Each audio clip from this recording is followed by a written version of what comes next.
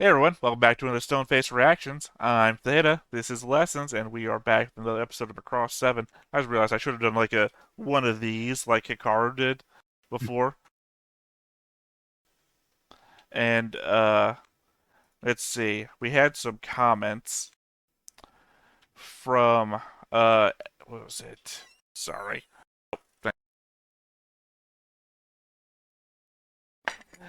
Well, I'm gonna have to edit that out of the video. I realized I'm talking to two people at once. Sorry, I just forgot I didn't get the episode number here. Okay. All right, first up, we got some comments from episode 25 of SDF Macross, Virgin Road, from Michael Connor. Sorry, these are broken up into a number of comments, so I'm just going to go through them, though. By the way, while Max dyes his hair, they've written Miria, but it's Milia now. Well, it's Mhm. Miria now, ironically, but it's Milia back then, is naturally green/emerald. Yeah. So we had a conversation before about what color Max's hair was. Well, I guess it's easily defendable that we'd be both be confused if he's dyeing his hair. Let's see. I mean, it tends to fade, so yeah. Well, I mean, it's a green and it's blue. So, let's see. A few things to consider.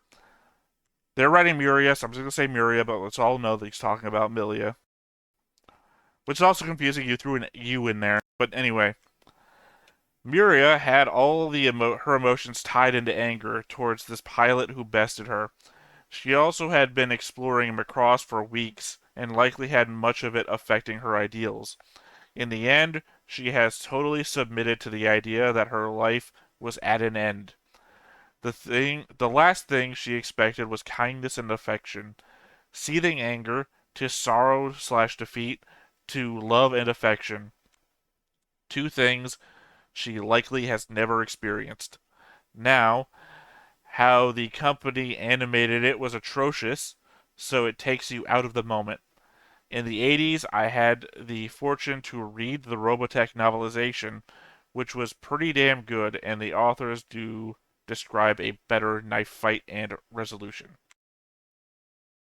Yeah. But since we're covering Macross, all that information is, shall we say, extra, basically. Yeah. We gotta Well, go with what we have. it's Yeah. actually not even extra. It's not related. Yeah, it says interpretation of what they saw to a new show, basically. Also, to say For that their she's version of it. never experienced love and affection before, she was pretty friendly with her captain. I mean, guess so, but not I think in the sense that but then that's part of the culture shock of all the Centrati, so that's not really unique to her. Look, for me, they feel like prison ships, which is to say, you know, stuff's probably happening. Yeah, but if they couldn't identify with a kiss, I don't know. Yeah, well, maybe. You know, one thing, Pretty Woman. Okay, there's one thing we don't do, and two, look, if it's a prison ship, there's one thing we don't do. Let's see, and lastly, the worst part of the animation of this episode, in my opinion, is the repeated use of the retro rockets as laser weapons. Those are for slowing down, not for shooting, you nitwits. Use the fucking head cannons or the Gatling. Well, actually, those are the leg joints where part of the legs connect to the cockpit as well. So it's a couple of things really, but it was never meant to be lasers. You know, that's accurate. All right. While we're It was in an episode that got handed over to Korean animators, and they're just like, okay, this looks like something that shoots lasers. So It's here always we the go. excuse. Subpar Korean animation studios, I mean. Well, before we get into your recap, we might as well cover this at the same time. The poll that we put up, 79 of you voted on who would be the best idol from all the Macross shows we've seen so far. I think you sided with Lin Min Mei was your choice. Yeah. Everyone knows that my favorite is Sarah, but I think when we had this debate on screen last time, I said Basaro was probably the most powerful in that he does everything all the other ones do. Well, the numbers are here, and in reverse order, Number 4, with 10% of the vote, Sarah. Sarah Name. My favorite, of course, not the most favorite of those picked. Third place, with 11%, 1% more than Sarah, Sharon Apple. That's right, a villain defeats my favorite. You want to guess who's got third place? Zara? Oh, you guessed wrong, along with your favorite pick. With 27% of the votes, Lin Min Mei, which means the only remaining pick with 52%, more than half of people responding, say that Basara Neki is the best of the idol types of the show. Look, it was my argument too. I can't disagree. He's got better songs.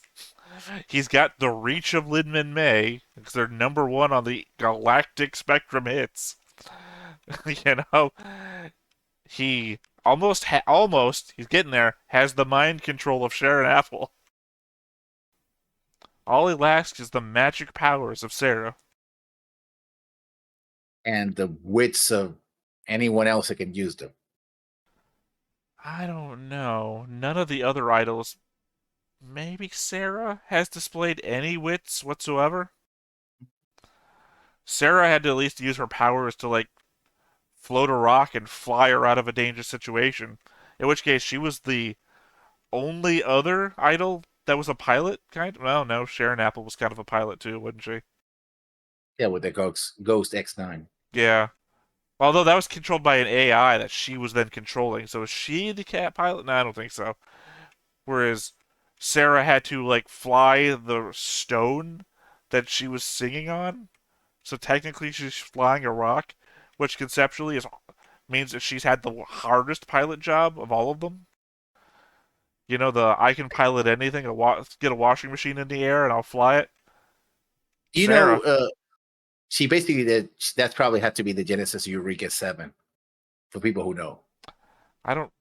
I mean, they're like on uh surfboards. Surfboards. Yeah, I Yes, don't. yes, he was surfing a rock, basically. That's what they were In doing. my memory, Eureka 7 doesn't involve a lot of singing, though, does it? But it kind of, well, it has some kind of music, and it does have the whole energy thing from the ground. It's a Birdman comes from Sub Earth in Eureka 7. Anyway, how about you hit us with the recap? What happened last time? wow. Okay, I did find a recap because I forgot. I've been, for people who don't know, I've been kind of sick a couple of days. It's been a while since we Uh, recorded some episodes. yeah. So police investigate the road to escape pod that crashed near the woods. That was Giggle, and he hooks up with one of the vampire team to search for Zibble, which they do find, and she's naked upside down in an energy bubble, and they decide, hey, wait a minute, she needs more spiritual. Uh, Meanwhile, Basara is training with the others, part of Sound Force, but he's still not getting along with them. And Max calls Melia saying that they got an message from Macross 5 telling them that they found a new planet, Kolux, and they got invited to visit the planet. The two fleets will be in the same place. On the way to do that, there is okay. Akiko tells right there. They also Akiko tries to set up a duet with Alice, which is the older singer, former idol, I suppose, but it doesn't work. Uh, Alice was supposed to be the still a star, by the way, but the one that Mylene looked up to. And in saw in a previous episode that she actually got a little got a little spiritual stolen from her and then recovered when Firebomber sang to her. But they kept cutting away from her every time she was about to sing. She's not So actually I a guess singer. I guess the voice actress is not her strong suit. Not her fault. It's just that's not part of the job.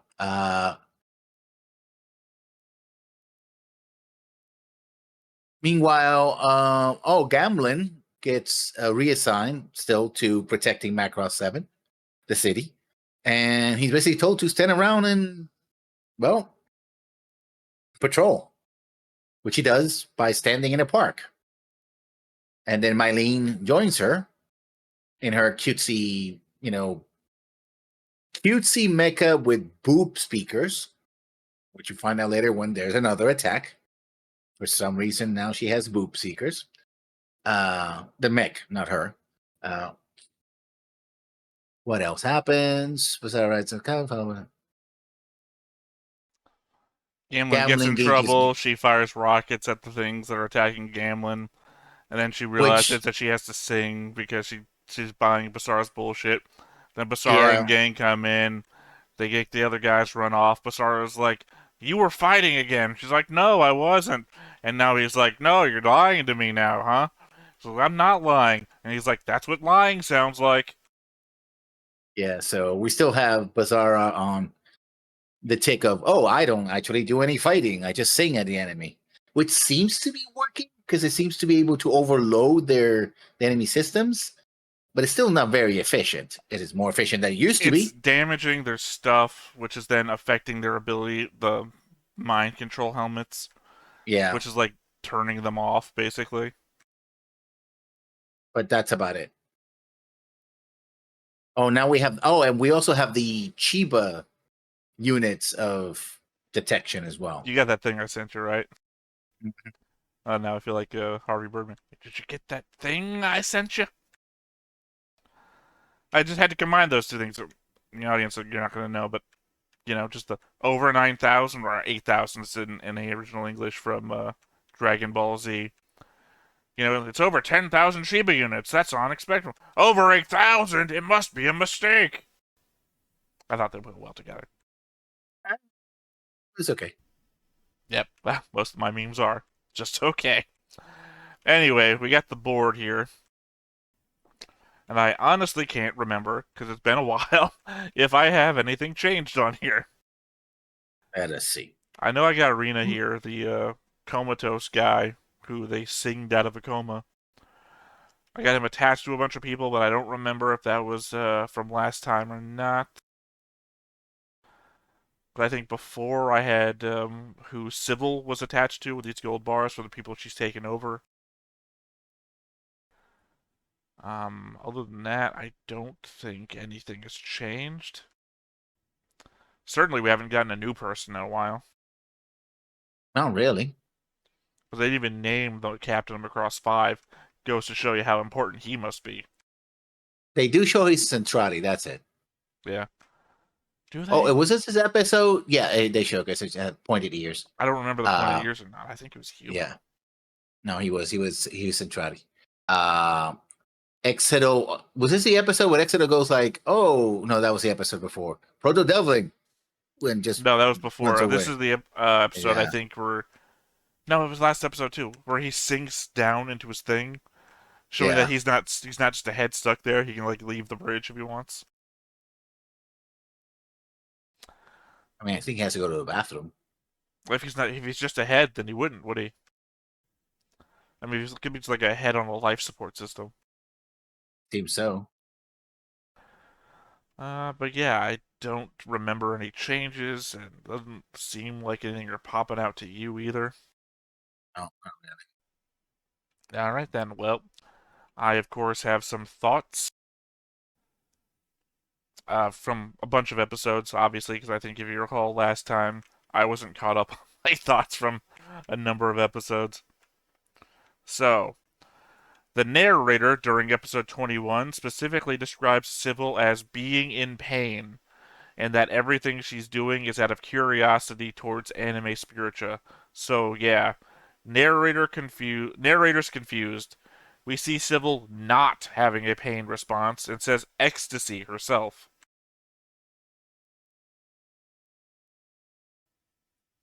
Okay. pretty attracted to Basara, basically.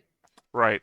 Again, Kaylee's it's just that the yeah. narrator says this is what we're seeing is pain, and she says ecstasy and kisses him. So I don't know. Maybe she, not to kink shame. They really went hard into the seven motif of the show. The opening is about the seventh moon. There are seven residential ships. The city is City 7. The defense ship is Battle 7. Just a lot of sevens. Yeah. Well, they could have called it Macross City. They name every fucking thing Macross City. So the "we almost ran into a star" episode, they explain that the star's magnetic fields messed with their navigation, I guess implying that their autopilot was running right towards it. Still doesn't explain how the three guys in navigation didn't make any attempt to turn away from it. Yeah, I mean they could. They this. I mean, okay, so your navigation can be screwed, but it's a giant star, and you have screens. It's like, can you not look out the window? Well, and more importantly, that their screens are looking right at it. Yeah. So, they mounted Dr. Chiba's song detector on their hyperspace radio. See, radar, not radio. On their hyperspace radar.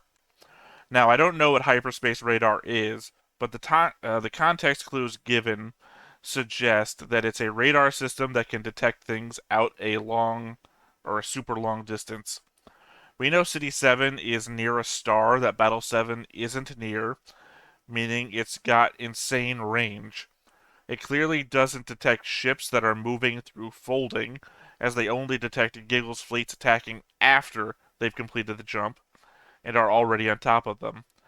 We discussed before the fact that the Proto Devlin had mentioned that City 7's fold drive couldn't get all the way to where they were needing to go in one jump, which also assumes that the Proto Devlin drives could, which would mean that this hyperspace radar can't pick up the Proto Devlin attacks because they are coming in from outside its range, making it a rather niche system in the context of the show specifically.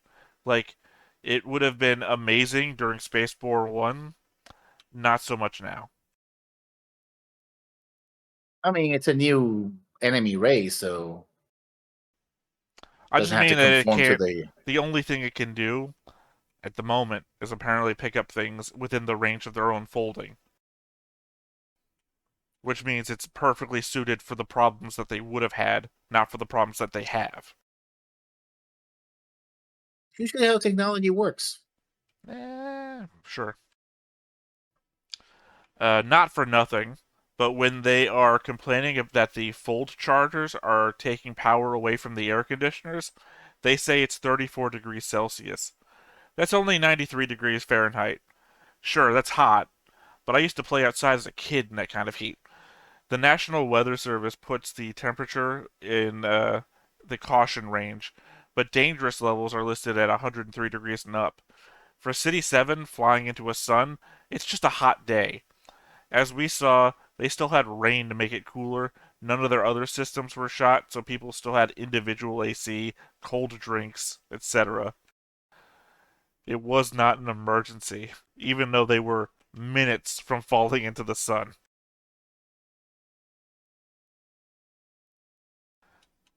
Just wanted to put that into perspective. It was only 93 degrees, minutes from falling away into the sun.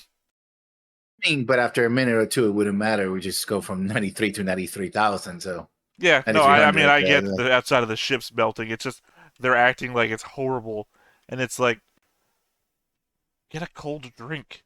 You're like nothing on the. You're not even losing power. Like you're taking power away from the AC, but like they didn't show us like the lights going off in the city or anything. Like put all the power, like they do in Star Trek, right? Divert all power into the shields or something, and then the lights start dimming and everything. No, everything's fine. The ice machine's still working. Let's But see. you know, the McFlurry just broke down. It was the first thing that broke down. Well, the so my brain stopped working while you said that. That's the first thing that broke down. Uh, all I can think is icy. It's not the big flurry machine that breaks down. It's the milkshake machine. It's a separate machine. I got the joke fell apart the moment I tried to be specific. Let's see. Giggle seems to think that City 7 falling into a sun will destroy it, but Sybil will just fly out of it and be okay, implying that she's strong enough to fly out of a sun's gravity well and durable enough to be unconcerned about the heat of a sun. I mean, I suppose with enough spiritual she is, but if she doesn't have enough, she probably is gonna fry. Again, he thinks she'll be fine. So Apparently, you know, having her shield up to, I guess, defend against the sun's heat, he doesn't even consider it enough to drain her spiritua. I mean, could be unreliable narrator, could be anything. When Basara flies out due to Giggle attacking City 7 as it plunges into the sun, and Gamlin is tasked with defending the ship's power systems, we see Basara fire off his speaker pods before he starts singing. One of them hits Gamlin's VF-17. So, despite Milia saying that if they fail here, everyone is going to die, that Gamlin is technically on his side, and Gamlin has had a pain response to hearing him singing before, which would be detrimental to his trying to defend everyone on City 7. Not to mention, who knows what damage that pod penetrating the VF-17, let alone doing so in such an extreme heat situation. Basara chooses him as a target anyway.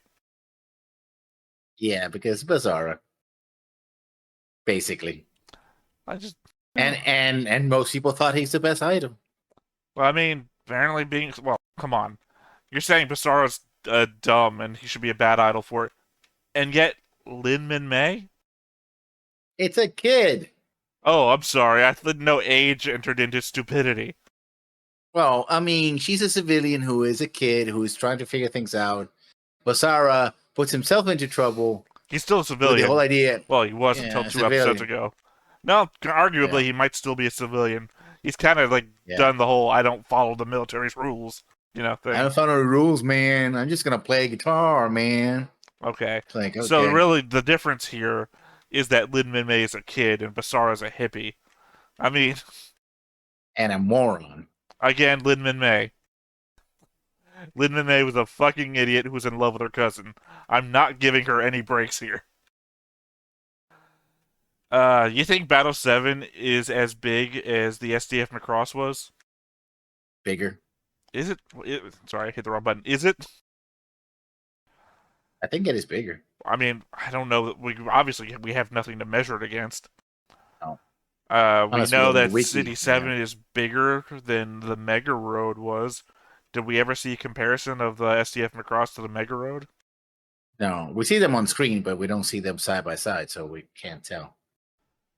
And we obviously know that the Macross didn't go with the Mega Road because it was in Macross Plus. So I don't know. I have no measure. Obviously, this is just a legit question because I wrote it and you answered it so quickly that I felt like you had information, but I don't know how you could unless one of these cities shows up in a future show next to the Macross.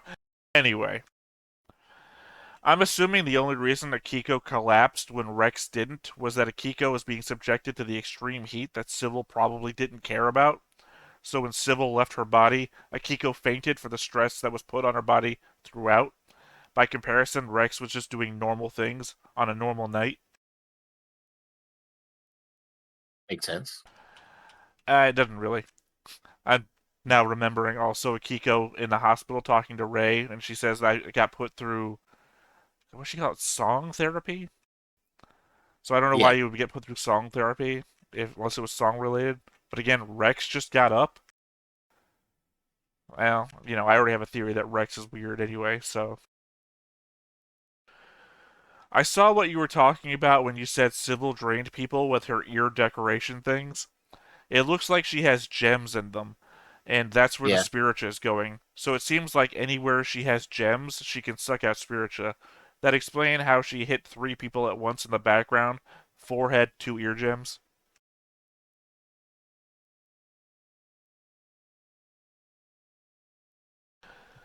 Just a curiosity on my part, but the captain of Macross 5 initially offers that Macross 7 can swing by and replenish their supplies. Macross 7 is an immigration ship designed to discover new habitable planets and settle on one, just like Macross 5 is supposedly doing. I'd have imagined it would have been designed to be entirely self sufficient.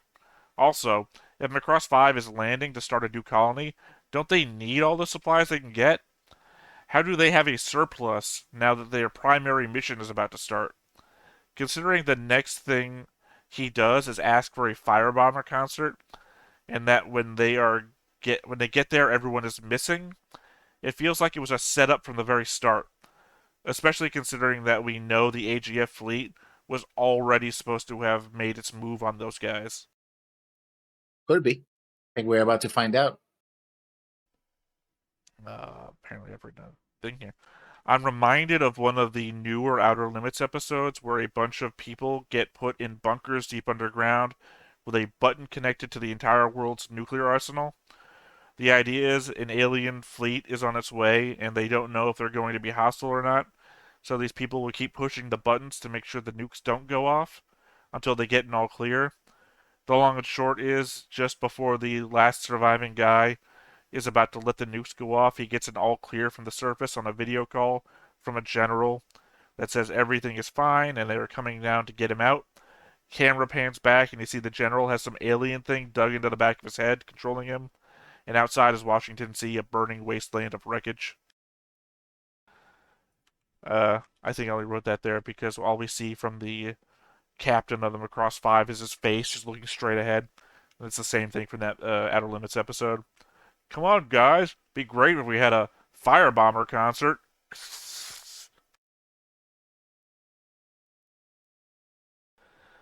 Mylene has a point about being left out of Sound Force. Ray's been on the inside of this thing from the start and knew what Firebomber was eventually going to be about, so why bring Mylene into the band if he planned to leave her out of Sound Force? Makes no sense. I mean, I think he wanted to he finagled that in order to get Max to approve it. And it was like once he, but then he was very specific. I get to decide whoever happens to be in it. He wasn't going to bring So Mylene into it until Mylene had her fit midway through the episode where she's crying. Well, not crying. She looks like she's on the verge of crying. Puppy dog eyes. uh, why did you even bring me here if you never wanted? My question, basically, which is when Ray changes his mind. He even tells Max, I changed my mind and you gave me authority. But it doesn't make sense why he started from the beginning to not want her in. Docker isn't just an ass now, he's a bit of a creep. He's basically doing the. I'm sorry, I have no idea what the fuck I meant to write here. Here's what I wrote. He's basically doing the. Oh, sorry, no. He's basically doing the locker talk thing with Mylene to Gamlin. And granted that he went into a coma before Gamlin got set up with Mylene, but Mylene is still underage. So that's locker room talk way is way inappropriate. You know, he's doing the I'll grab her by the pussy, but about an underage girl to another adult guy. I'm surprised Gamlin. I mean, it must be the respect that Gamlin had for him before he went to a coma that he doesn't like. What the fuck you say? Knocks him out. Like it should have been a Top Gun scene, like the bar fight. yeah, Sybil kissed Basara, and now Basara is spacing out. He suddenly got Sybil's name in his head, so it's possible they exchanged information somehow. I have to wonder if Kinryu is freaking out because he got information in the same way as well. Every time we see him, part of the animation is him reaching out towards the viewing area like he wants to say something. Could be Basara is being distant because he got information, the same information that Kinryu is freaking out about, but Basara's too stupid to fucking understand. It is massively stupid that Giggle and an infiltrator are just walking down the streets of City 7 in the red trench coats, face shields, and masks.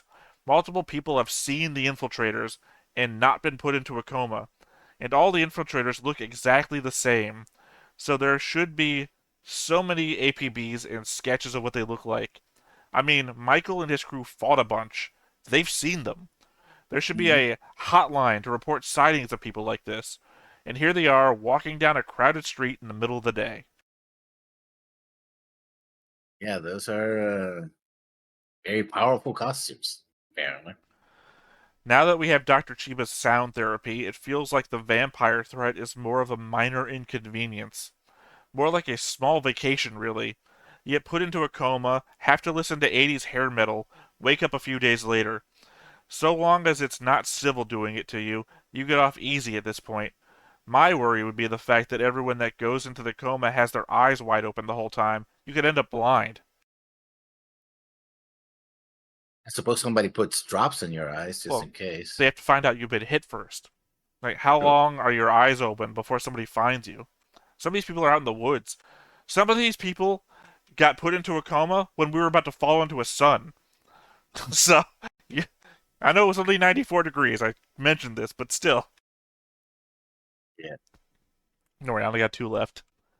Firebomber is the number one band in City 7, but Alice Holiday is still the number one singer on the Galaxy network, making her the most popular singer in the Galaxy right now, which means that some of the most popular acts ever are actively heading away from Civilization, basically knowing that you never have a chance to see your favorite band ever perform live. I mean, I guess that's the downside of culture, right? Or the downside of having a galactic network of communication and a limited fold range. You know, Yeah, I oh guess so. man, Maybe. you two are heading to the Galactic Center. Bad example, but you know what I'm saying. You two's heading Hmm. to the Galactic Center. I'll never be able to see YouTube live in concert. Um, at the end of last episode, Fulmo wasn't on the bridge anymore. So he's hiding somewhere. Well, we saw him Scared. go, down, Yeah. but when they panned, I don't think there was like an episode or two back. And when they were panning over the bridge, because Max hasn't been on the bridge in a couple of episodes, they pan Yeah. over and the place Fulmo typically is next to Max, just empty space. Empty. That's it from my thoughts. You have anything you want to add before we get in? Really? All right, well, let's go ahead and get into it. But before we get started, Make sure that you hit the like button. Hit that subscribe button. Comment down below to feed that algorithm. on top of all that, if you want to watch more shows like this, Unfiltered. Uncensored. And uncut. as well as some early access stuff, You can check it out over on the Patreon. It's just $5 a month, but hey, no pressure. There's zero pressure in order to do that. It's just a little bit of extra support, and it would be greatly appreciated.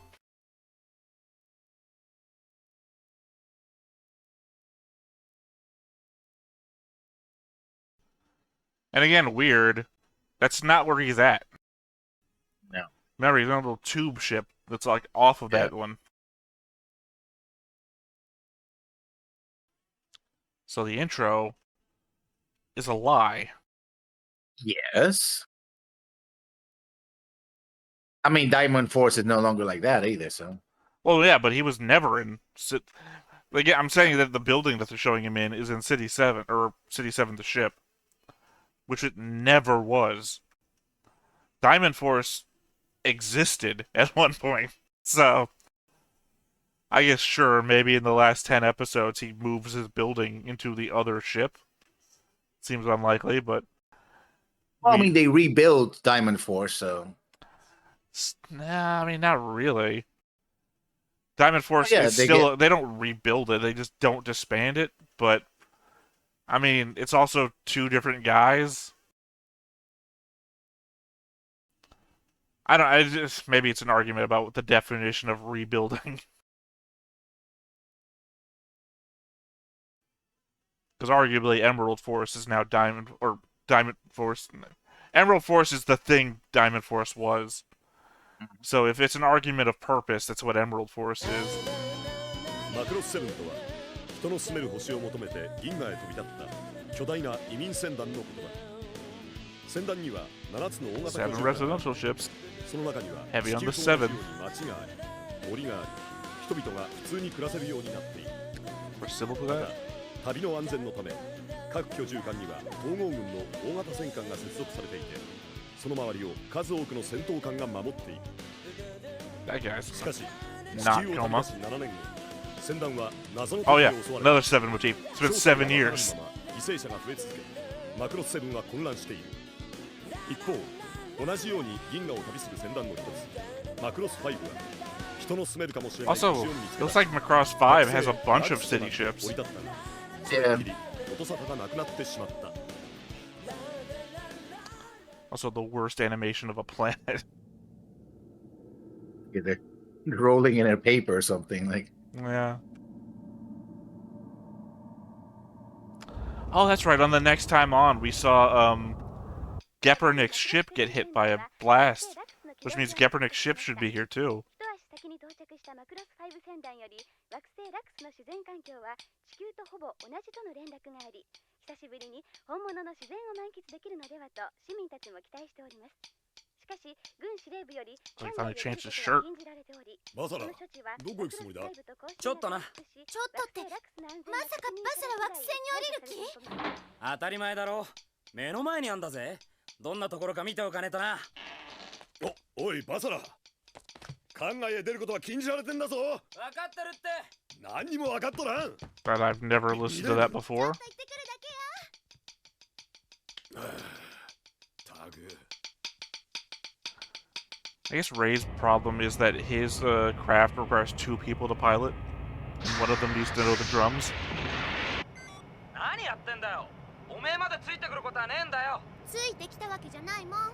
私は行きたくて行くの。あんたこそなんで私の前にいるのよ。Yeah, but why his feet are exposed? ラズ口叩い His てん feet じゃ are ねえの。 open and exposed. チロチロチロされたら俺の Defeats 方 the が whole 邪魔だぜ。 purpose of the spacesuit. I mean, if it's こちらマクロス7。if what they want to do is make sure it has oxygen, then no. 応答は全くありません。途絶えたままです。 See, he's not there. He's missing. エメラルドフォースに出動の指示を。了解。識別信号キャッチ。サウンドフォース、バサラクトミレー抜きです。ねえねえ、艦外飛行は禁止されてるのにまずいんじゃない？そうよね。サウンドフォースは軍の管轄下に置かれてるんでしょ？本当ならこれって軍法会議もの。 Don't worry, they're main characters. We won't actually do anything about this. I guess they can explain that better when the fact that the commander and one of them's the daughter, so he'll just let her get away with anything. するなガムリン。この通りだ。金龍隊長、ご無理をなさらずに。そのご様子なら。I'm sorry, nobody put in a coma before has ever had chest pains. どっか率いるエメラルドフォースごときには。 Except for Rex, who had them when she was being mind controlled, which I mentioned before. お待ちしております。それ So で I'm は trying to put things ラックス together in 着 my 陸 head. に際して任務があると思いますので。ガムリン。世話をかけたな。隊長。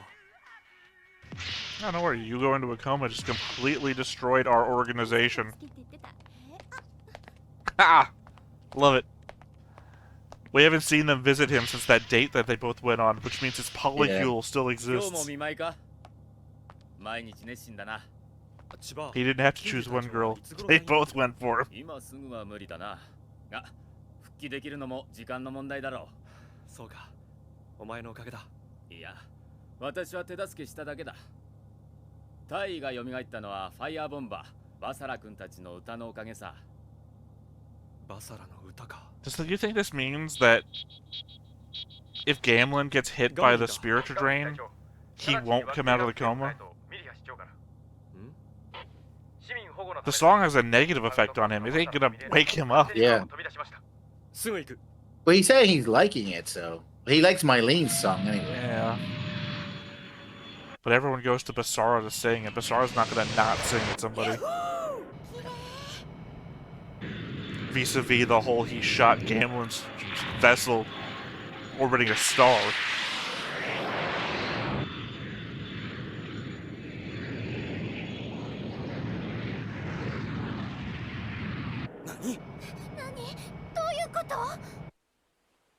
Yeah.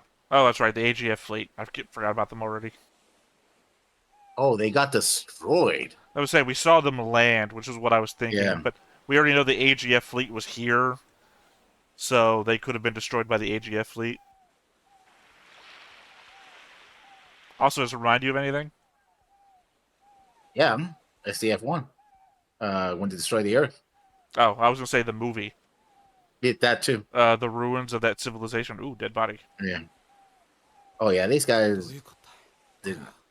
That makes me think it's not the AGF fleet then. They didn't kill people, they put them into comas. Well, mostly. Yeah. ちょっと待ってろ。 Oh. 中を調べてくる。 No wonder Okay. Mylene would have been so cool about it. She hasn't seen anyone fucking die. Why didn't you call it in, right? She's an idiot. つけ。And not part of the military, according to him. 何全滅生存者はいないというのかはい。艦内を詳しく調査しなければ確かなことは言えませんが、現状を把握した限りでは。Yeah, I would think that most of there wouldn't be enough dead bodies down. Oh, look, you fucking tower.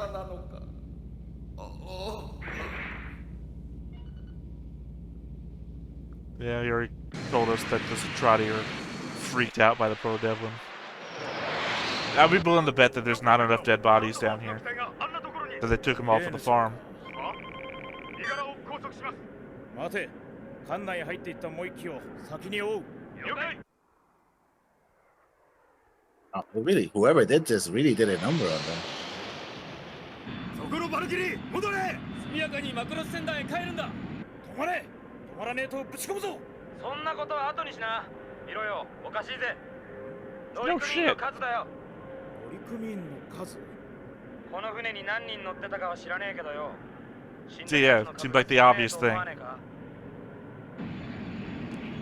Every fight we've seen with Macross 7 has been incidental death, not intentional death.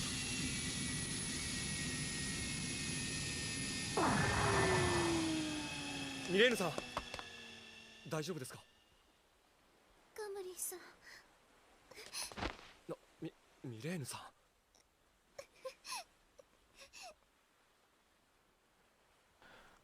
Thus strengthening her resolve to never fire the missiles again and only to sing. At least she didn't do a, Gamlin, is this what you do to people?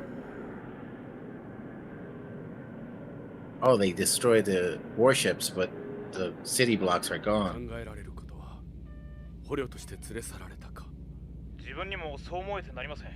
マクロス5の乗組員はもしかしたらイリーナ早川のようにマインドコントロールされ、今頃はどこかで兵士としての役割を担わされているのかもしれません。ここは危険だ。早く去った方が良い。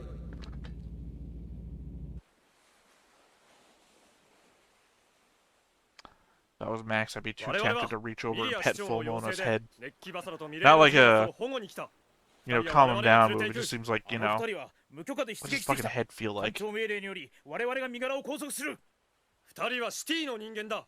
我々ダイヤモンドフォースが預かる。サウンドフォースは軍の管轄下にある。エメラルドフォースが連行する。Oh, someone's getting punched in the face today, I hope. 何を揉めてやがる。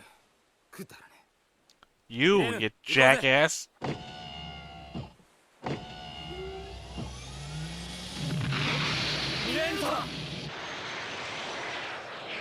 I mean, they forgot that they have their own fighters, right? It's like, oh, no, we're gonna take it back. Sure, whatever, bye. Oh, that's what you're really worried about? That it ruined the scenery? おいミレーヌ、見ろよ。すっげえぜ鳥の群れ。Reminds me of this place on New Eden, where they got like dinosaur birds. 近距離区域にデフォルト反応確認。何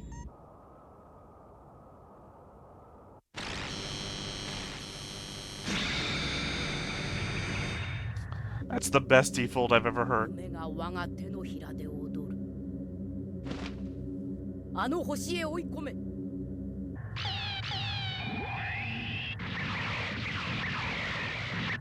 市長、敵が。なんですって。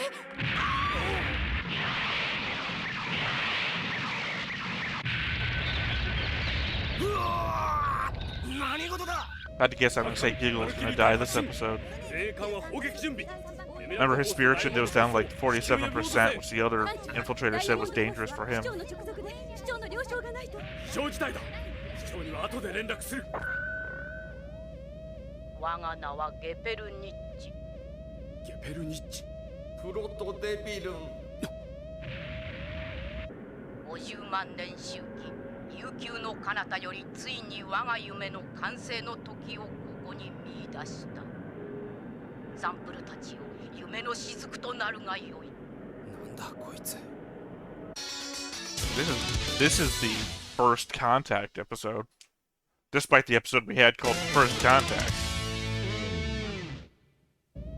Also, that was Gebenlik in front of his fighter. No, in the screen. No, in the next time on, the mid roll. Very well, yeah. In the mid roll, Gebenlik was on the right, and Bizarre's fighter was on the left. 負けないもんマクロス5みたい I don't know what the fuck that means. It's 絶対に pointing it out. 緊急分離システム作動分離後トランスフォーメーション開始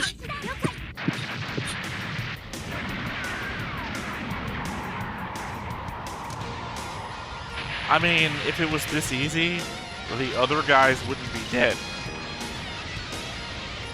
But this is the main characters.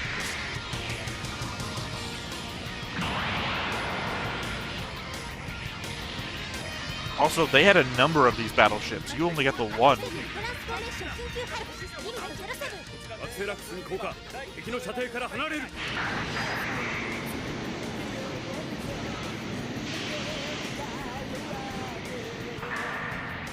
I mean, I like these people, don't get me wrong, but they should lose. That's all I'm saying. All things being even. ベルニッチ攻撃をやめろギギルそこにいたのかお前が攻撃しているこの船にはシビルがいるんだぞ我が夢の前には歌方のごときものお前も幻を見るがよい貴様何を言ってるんだ So you think she can survive a sun, but not a laser beam.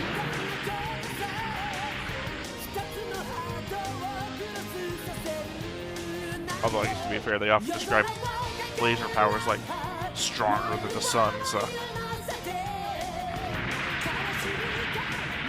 本当にサウンドフォースの歌は敵に対して効果があるのか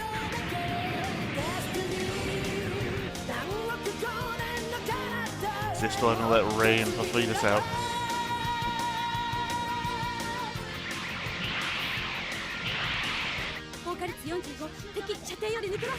Because if any of this has any effect on them, it just proves that Ray and Theta are not necessary.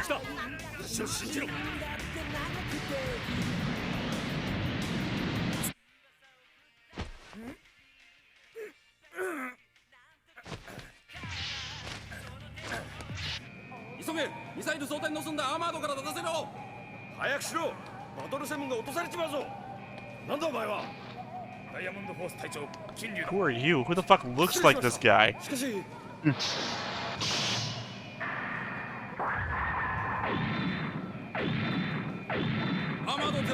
Kinryu better not die this episode. This better not be his. This isn't the most badass anyone's ever been in the show. Not getting out of a coma, waking up in the hospital, throwing your shirt off and bare chesting it in the middle of a fighter draw. まだ出撃できるお体だがバトル7がマクロスキャノン撃つまで時間を稼ぐ了解 D2、D3 金龍隊を援護する了解 I've said before that Kinryu is our Roy of the series.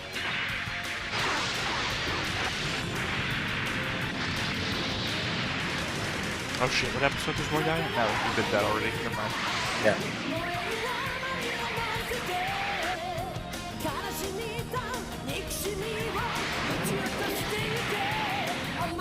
Maybe they're gonna take him hostage. Maybe having their song is part of the plan for the farm. I said that before. Yeah. Oh, come on. Okay. Because we thought we might have to attack a capital ship at some point. I guess so.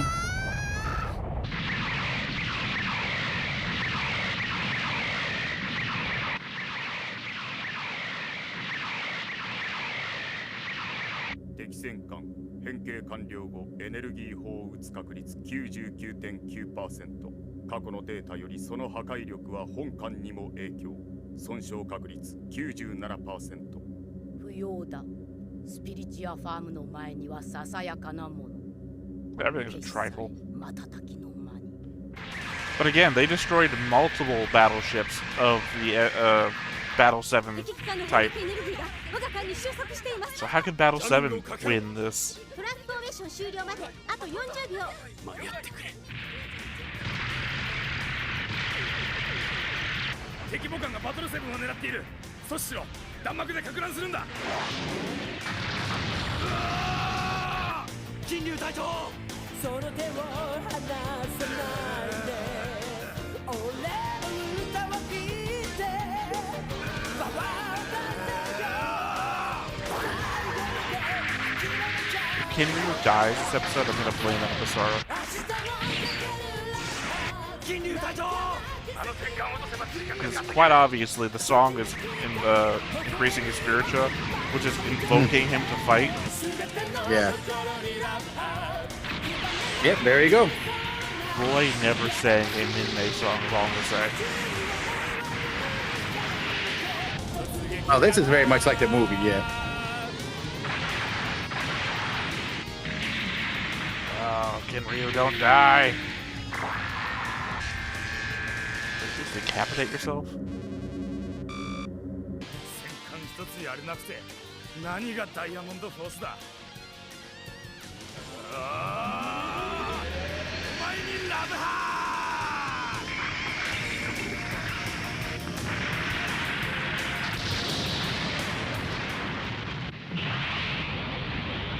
ー金龍隊長 God damn it. てめえなんとか野郎俺の歌を聴けハートをビンビンにしてやるぜファイヤ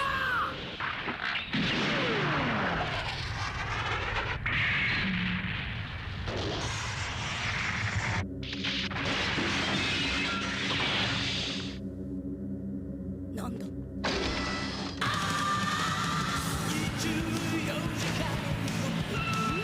Okay, that's... She just kind of looked like Rex, though, didn't she? A little bit.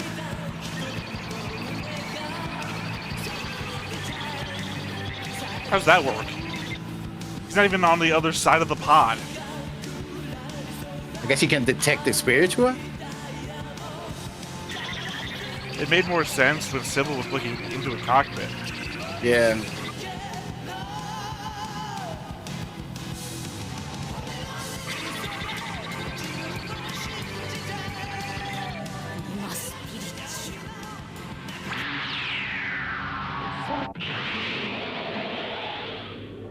Also, the insanity of singing at their enemy to believe in themselves. Oh, did she wake up? Or whatever it was that she said she was gonna do? He said he was gonna do? Mm-hmm.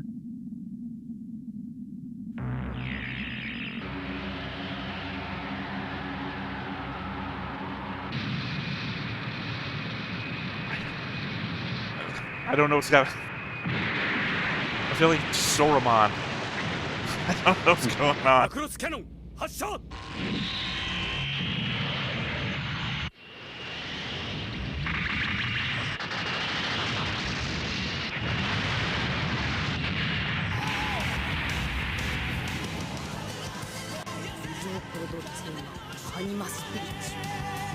Which we've been talking about.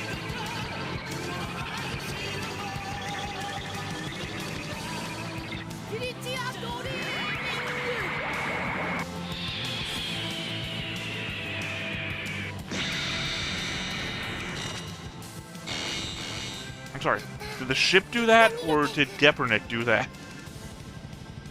I don't know. I don't know what happened. It was exciting, whatever the hell it was, but... I don't know.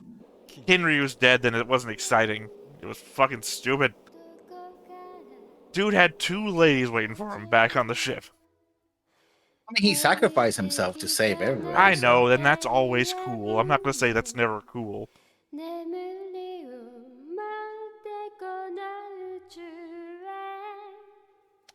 But why does Roy always have to die, is all I'm saying.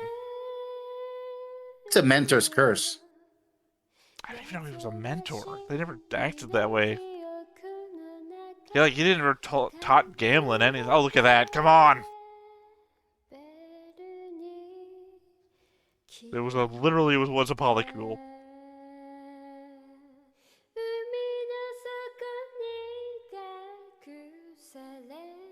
Again, I blame Basara. Without Basara singing, he wouldn't have gotten up and Explain yourself.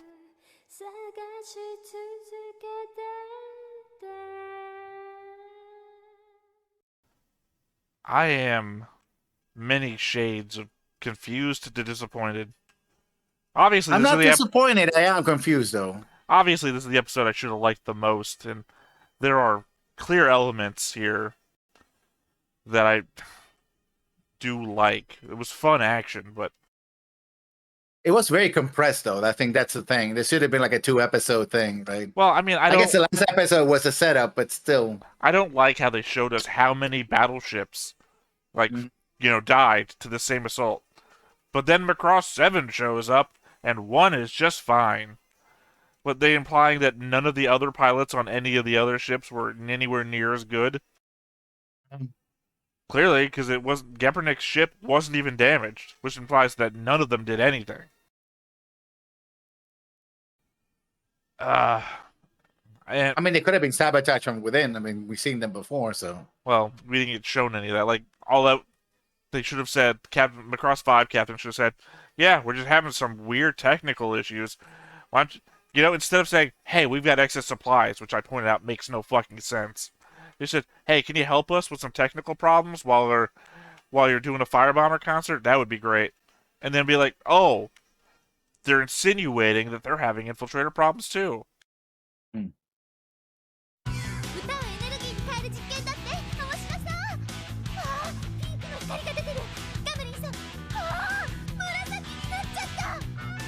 Okay.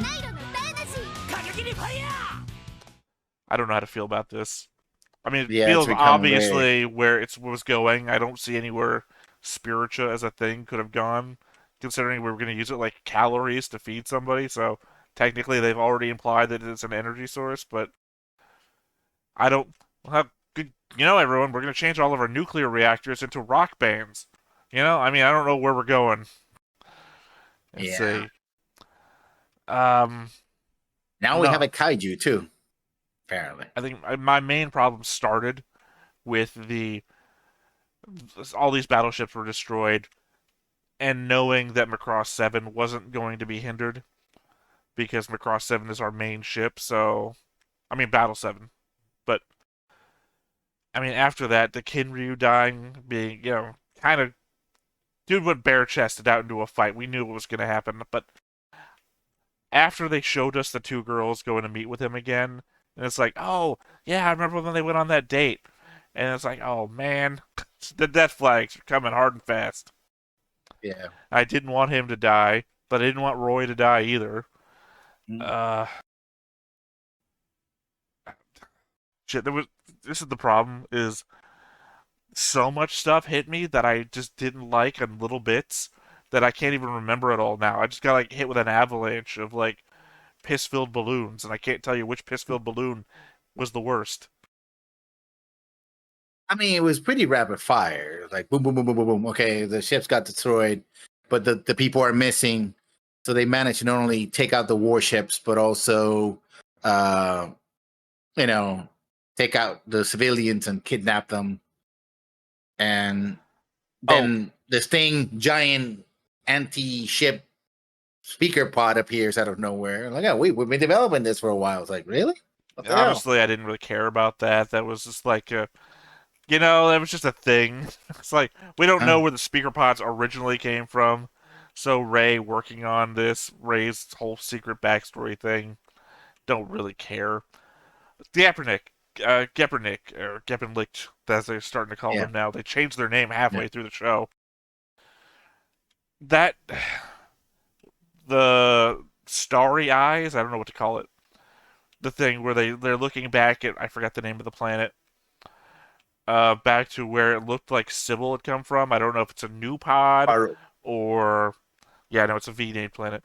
I don't know if it's Sybil's pod that they're looking at or maybe their pod. It's implied we didn't have enough power, didn't have enough spiritual to bring you back. Doesn't mean wake up, because I think they referred to Sybil as waking up. They said bring you back, which we still don't know what the fuck that means. But then they go, Lord of the Rings eye on us to show them looking at the planet. But you know where the planet's at. Giggle went there. So why... Also, we don't see what happens to the people, the spiritual farm. Everything's trifle. Is their own body a trifle? Because they're willing to let the ship be destroyed. I don't know. Now the thing I is, will I say, wonder. just real quick, one last thing. One of the best episodes. Don't get me wrong when I said it's like getting hit with a bunch of piss-filled water balloons. I just mean all the little things I have a problem with. This is one of the better episodes. It is. It is. Again, I always complain that shit should have happened like 10 episodes ago, but sure, or at least 5. Just 5, not 10. 10. 10 is for the explain what's going on episodes. 5 is for the action episodes. Like, yeah, this could have happened sooner. But or 2 episodes, 3 episodes, a little more compression. I complained about that before. But are they setting Giggle to be like a rebel faction of his own? I mean, Giggle is our qualms in. Yeah, but does he have enough pull If Giggle to really be if Giggle's the a rank? Qualmsim, then Giggle is gonna survive the death of Geppernick. Then try to come back again and or fall in love and then commit suicide. I don't know. I don't know. but Fall in okay, love with Sybil, and then I don't. because he can. If Civil, no, here's the thing. I think that I think no, not Giggle. They actually might say be setting Civil to be like the counter force, right? Fight them when they're on force. Because in this thing that happened, we see like a kaiju show up and grab a mech. So yeah, their true form seems to be very powerful, right? So it's like I think you saw we need, something in the next time on that I didn't. yeah, and next time on something comes out of the ice and it's like covered in warts and attacks and The grabs a mech. moment, So that might be you the know, huge thing. Remember, I said it looks like their yeah, little things are attached to this giant thing. That yeah, might be the yeah, huge thing in ice. When they said like the very beginning of the next time on that they said converting sound into energy or yeah, song into energy, my brain just went out. I was like, oh fuck, what yeah. the hell? And I kind of don't remember any visual after that. So I'm thinking Sybil is right now sort of reconsidering her life in that pod, right? And either he's going to come out and do her own thing, right? She already has Because she been. wants, yeah, no, but she wants to. The thing is, like, her motivation might be, I want to protect Basara because Basara is my own little toy that I want to play with, or I realize that what we're doing is wrong, and we have to fight against this, right? I mean, Because this is obviously, precious. the tune is I'm in love with Basara now. I Yeah, feel like that's the thing. I mean, it's not even like, but it feels like there's a number of these civil people. Like, it feels like Geppernick is one of them, but Geppernick is trying to be brought back, whatever the hell that means. And Geppernick is like, oh, you're gonna kill Sybil, and Geppernick's like, I don't fucking care. Sybil's a trifle. yeah, Like, they each have their own individual thing. Like, each one yeah. of them is a mega power. Each one of them is like the entire Centrati fleet, right? Each one of them doesn't care about anything else. They're doing their own thing. So that would explain why Giggle would go underneath Geppernick or behind Geppernick to wake up Sybil if he's loyal to Sybil for his own reasons. Yeah. If Geppernick is the only one awake, but Geppernick's not awake, Geppernick has to be brought back, whatever the fuck that means. But Mm. song is energy. It always feels like with Macross, I say always after like 3 shows, it always feels like with Macross that the point is, hey, look at the aliens, they have this weird tech we don't understand. And then by the end of the show, we've mastered their technology. I mean, obviously not so much with Macross Plus. There wasn't any of that there. I guess I'm only taking this from SDF Macross and trying to condense it into now, where the Centrati had full technology. We mastered full technology, right? Anything the Centrati can do, now we do. So it feels like Spiritia was just some sort of weird sound energy mechanic, and that's what they've been doing. And now that we've been exposed to it, Dr. Chiba has been messing with it. Boom, by the end of this, we've mastered sound technology. So no longer are they going to be beholden to draining people because we're just now going to sing it into them or whatever. I think it's something I've said before. That Well, I mean, the idea is that music can bring people together, and and be the the counter to war, right? It's like war is bad, but people who are singing and enjoying life Well, and it's not even that anymore. Now music is the answer to a weapon. scarcity. Yeah. Well, no, I mean, this isn't Star Trek, so power doesn't solve scarcity like the replicators or anything. But you know, this is, I don't know. I can't think of an example of power being the answer to things, but we've solved the energy crisis with music. I mean, I don't think there was an energy crisis because already had the technology from the Centrati who give you fusion engines and all that kind of thing. So there was in the example of that we have a new race now that eats power, basically.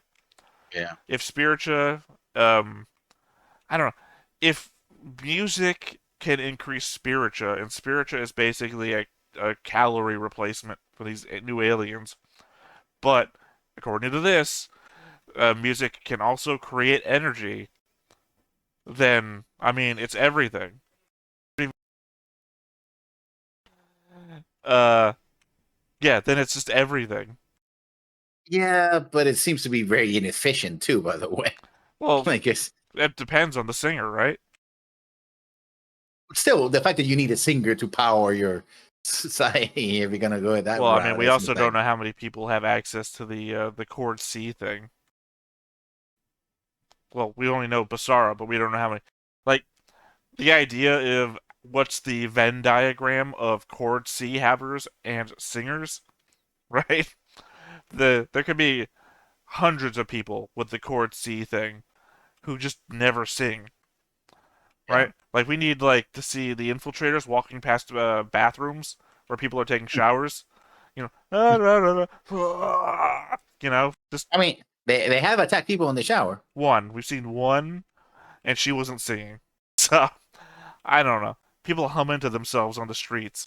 I mean, at least that would give us a reason to see the infiltrators walking down busy city streets. Someone starts whistling, and then they just go, "Oh my god, my head." Yeah, I mean, the problem is that the whole spiritual thing. I always had a little bit of problem with it, that and the whole guitar thing. So it's like, I mean, this is the show. These are the conventions of the show. Let's go with it, right? So there you go.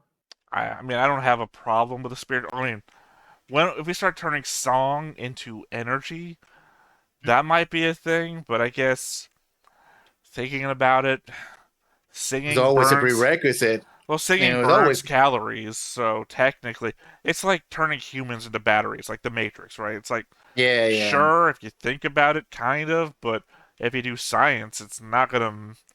How many calories? If he powers a ship, if he powers one electronic device by singing at it, he's already doing that kind of because he's overloading their systems when he sings at them. So technically, he's doing that thing where, oh no, we have too much power. It's blowing our batteries out. I don't. Yeah. They're really gonna have to sell me on this really good if if it's like the mainstay. The only way I'm gonna forgive this if this is the post Earth destruction arc. Where we start stop giving a shit about the story, and we just like have 10 episodes to burn because we didn't expect to have them. No, but I remember. I think this is not their first rodeo, so they deliberately set out to make the show this way. Sure, they might be making it episodic and all that, but at least it had, I guess, it had some ideas of where they were going. I know it's just a hard hurdle to get over. Also, this is kind of like what we've been waiting for, right? What's Lord Geppernick up to? What's their plan? What's the payoff going to be? And it's like, oh, they finally stole a bunch of people, right? That's more people than was in Macross City 7 because they had a bunch of them, but we didn't see where they went. We know it's a trifle if they lose a few more, but we didn't get any information. Also, the first contact, Lord Geppernick hailed them, and what did we get out of that? What was the Yeah, payoff? you're doomed basically. Oh, basically she was doing the whole. Well, she, I guess, or he, or they. The subtitle Just said it was a he, but it's like a yeah, woman's body, so it just, I guess, identifies as he, or as I've proposed before, that's not actually Lord Geppernick, and it's yeah. It's mind a control. projection or something. Or Yeah, we've seen something like civil, that. yeah, so the internal person might be different, but there was no payoff. Yeah, whoever they are, basically they just gloated, right? It's like, oh yeah, I have a plan and you're in it. Yeah, I mean, when Right. Britai contacted Global, right, it was a whole Yeah. sit down, break down what's going to happen for the future on. When they Yeah. got kidnapped, it was a whole new discovery of what everything's happening. When Gepernick hails them, Fulmo says, "Are they done talking yet?" You know, what is nothing? You're cartoon Yeah. characters at this point. I mean, she kind of put it like a Rita Repulsor kind of type, I'm out to destroy the Earthlings, kind of thing. That's kind of like it felt like it. More serious voice, but still. I mean, I don't even know because it was hard to read even what happened after that. You know, gets hit with the ship version of the pod, and Yeah. they instantly go into space eye mode, which I mean, it was cool seeing their face and like they actually have an outfit, right? Because we've been sitting them sitting down this whole time. And she also kind of did a thing where she's kind of sent energy back as well. Well, she said Like she was able, spiritual dream or something.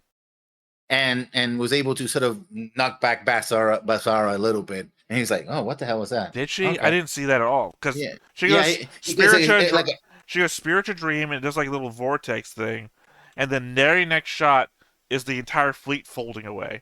No, but there is a bit where like like a green cloud goes and hits Basara, but doesn't seem to do like he freaks out. He's like, "Oh, I okay, guess that's just them releasing their spiritual then, because we've I guess seen so." kind of Civil has done the same thing before, which would imply that Gepernick is, but they're not I in the mean, the same body. species. Well, yeah, but they're in a human body. It looks like everything that defines Civil as being civil, Gepernick doesn't have. Although Gepernick has glowing blue eyes, which I've seen nobody else have either. And I could have sworn part of Basara's song was referencing glowing blue shit too, so I don't know. This is a notes thing. I'm just gonna have to break down the notes and see if I can piece any of this together. Also, Yes, their glowing hologram thing that they've been putting together pieces on, not a got fucking blown away. hologram. It was real. Yeah, it just fucking blew over. So, fuck that was. It didn't answer any questions. It didn't resolve anything. We didn't see the spiritual farm. If they had gone space-eyed and we looked at the spiritual farm instead of the fucking planet we'd already seen, would have been a thing. Also, you said that they were at the thing came out of the ice and grabbed them, big old kaiju thing. How the fuck did they get to that planet? Oh, I guess maybe they're gonna do that thing. I found a rock. I found a Again. rock and we figured out everything from the rock. No, but it seems that that didn't happen in Varutra. It actually happened that the green thing came to Lux for some reason, which was even weirder. Well, I You guess know, so maybe Gepernick doing the space eye thing, seeing the planet teleport. again, woke it up. Yeah, that seems to be. Maybe that's one of the true forms of Gepernick. I mean, maybe.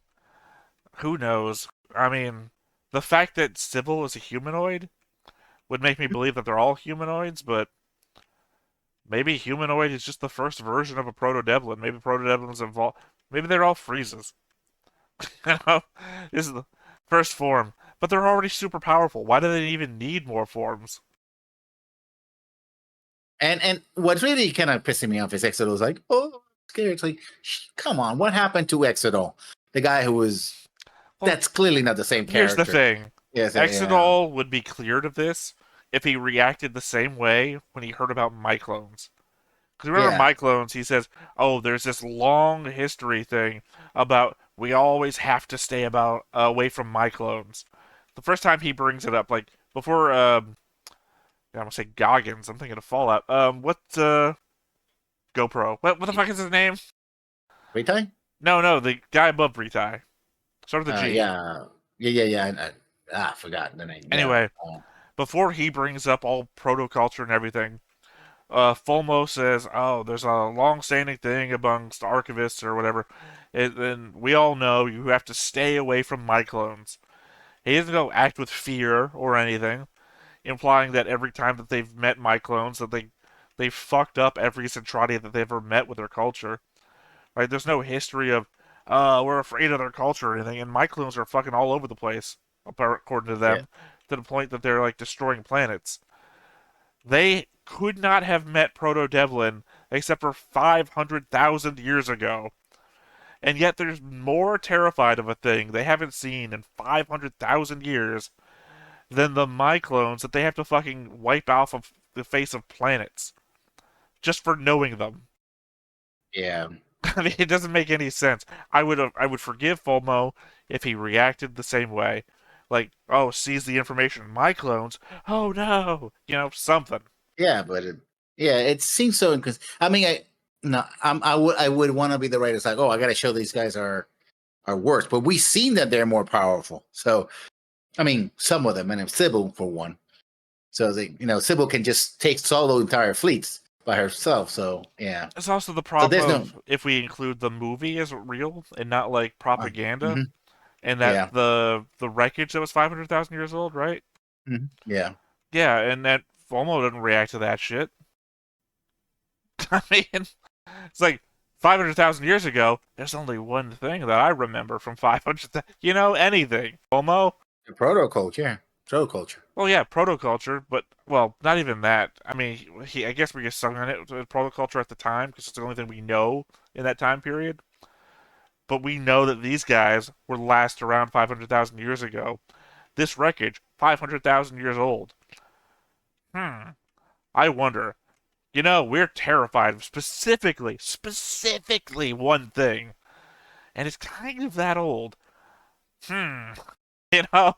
Fulmo, give on, man. And even, I mean, and I mean, the only thing I can think about it is that the reason why they're terrified is it because, well, I guess it kind of boils down to the same thing It's a because that's what furor. happened with the proto. No, it's a proto culture, or culture. What happens is the Centrati stop trying to fight against the culture because they're like, oh, we can find a better life, and here they literally can take over your brains, right? So it's like, Oh oh, you no, no. just grab the Centrati and reprogram them. Sybil walks past them, and all the Centrati go into like rage mode, rage virus. Exactly. Yeah. So So it actually encourages them to fight. One thing could I it can be? think of is that there was I don't know if you've ever read many Star Trek books. There was a Star Trek mini series of books that happens all across the movie, the TV show timelines of every show called Furies, and the Furies are like the source of demons in the Alpha Quadrant. That they basically touched every living species genetic memory through torture and everything, so that if you see them and you're from the Alpha Quadrant, you go into terrified mode from genetic memory. So I guess so, but again, doesn't really make them. Ultimately, they end up having this very similar effect, which doesn't. Okay, oh, so they go in rage, so the Centrati fight each other. Maybe that's what happened.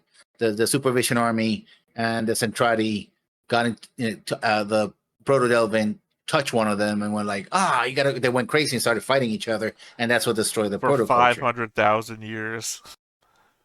The Supervision Army has been fighting Which is the Zentradi which for is 500,000 years because one guy got scared 500,000 years ago.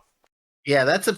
I mean, I think we even talked about this before. I'm getting deja vu, right? That's the closest thing my mind can put it all together. But I thinking more that there's nothing to it. There's no real relationship to it. Their own thing, and it doesn't matter. I know we haven't talked about it before because I've desperately tried to find reasons to talk about the Supervision Army, and the show has given us none beyond that one last ruined ship and the SDF Macross show that we stumbled across and we're like, nope, can't interact with that. It was good. It was a good little interest. We'll never talk about that ever again. Yeah. Like, So I don't know. would have thought that was like an SDF Macross 2 that they might have gone back and like rebuilt that ship into, but no, don't even mention that. I don't know. I I love the show. It is my favorite of the Macrosses so far. It's not making any sense, and it's not adding anything.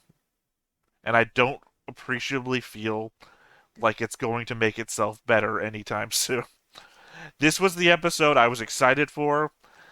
it's like, oh, Kaepernick's ship, and the next time on, it's going to get shot, which means that our characters are finally going to interact. This is going to be the big coming together of everything. And it was a Power Rangers episode. You brought up Basically. Raider Repulsa. It was literally Villain of the Week showed up, and we didn't talk.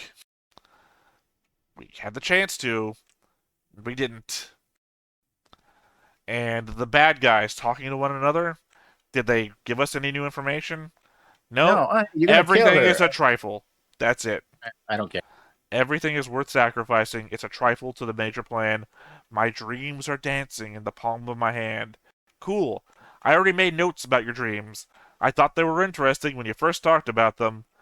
Thought they were still interesting the second time you talked about them.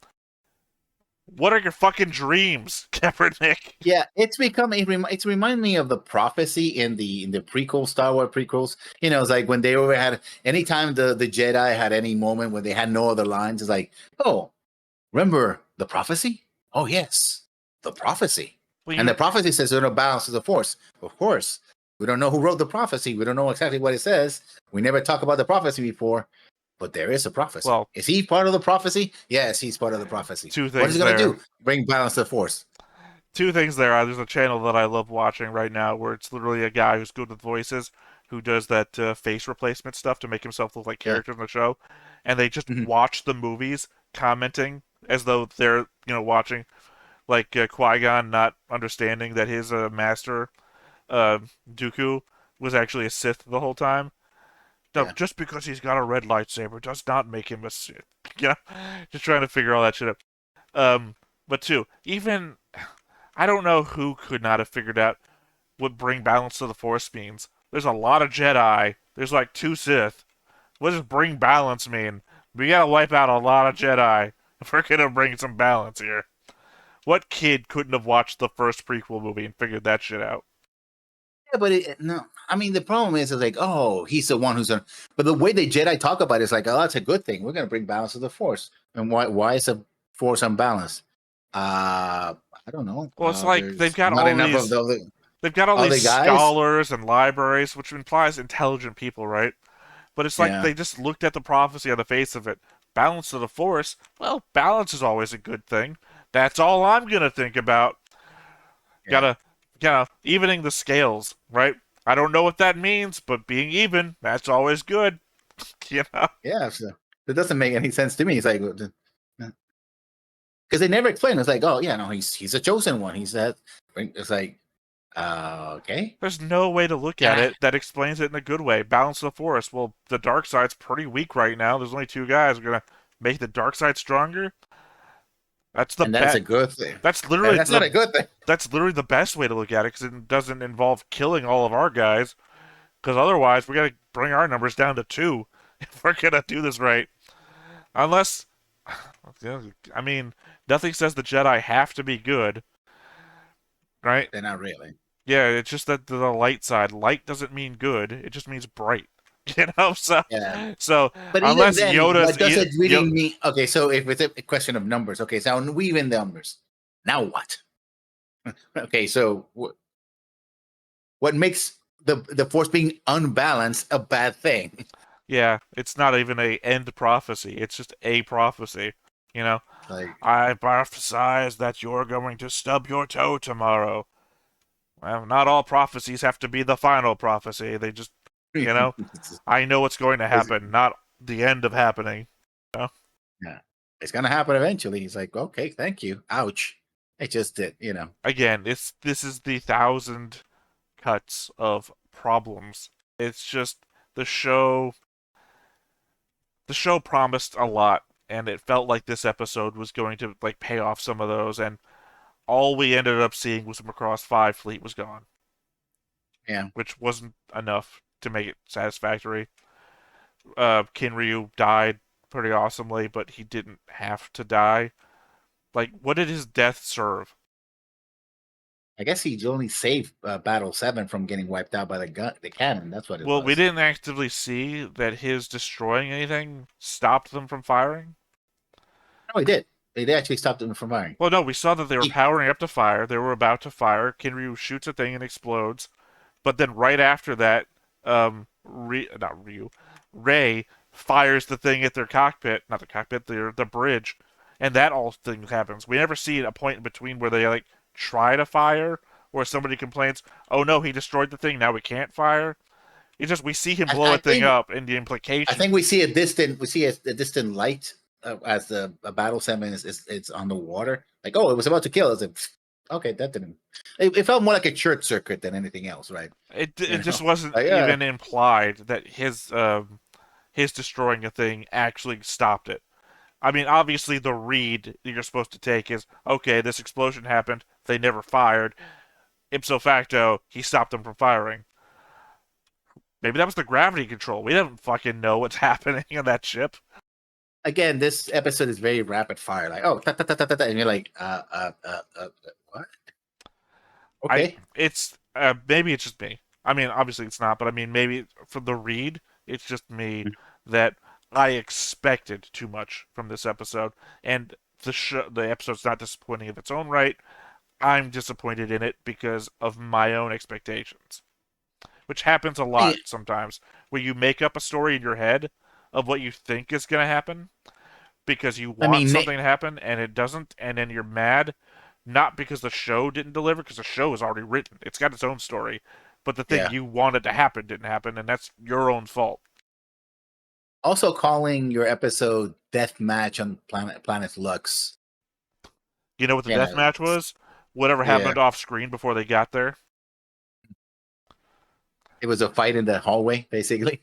Well, whatever happened in Macross 5 before they showed up was the death match on Planet Lux. Um, Similar thing when me and Justin watch Gundam Seed. The fucking shit, what's the name of the ship? Archangel. The fucking Archangel is fucking invincible. It never loses a fight. And then one episode starts and it's like tilted, on fire. All the shit is like stuff is falling off of it.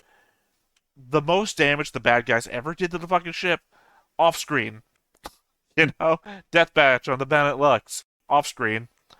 Man, these guys are like laid out all over the place. This must have been an epic fight. Wish we could have seen it. We don't even get the like a recording of it or something like that, right? Yeah.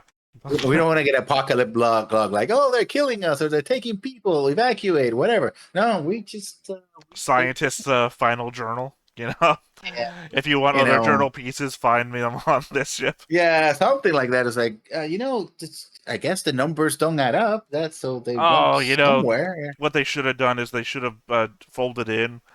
Uh, couldn't get a hail, detected emergency beacon or something.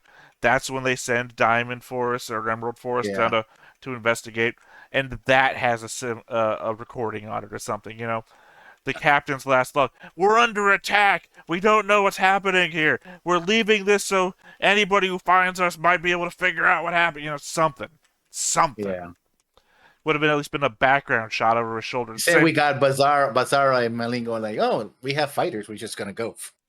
Yeah, I mean, at least that was all. At least it was like Mylene's first contact with actual dead bodies. You know, the people she destroys just, you know, they're like Teenage Mutant Ninja Turtles robot villains.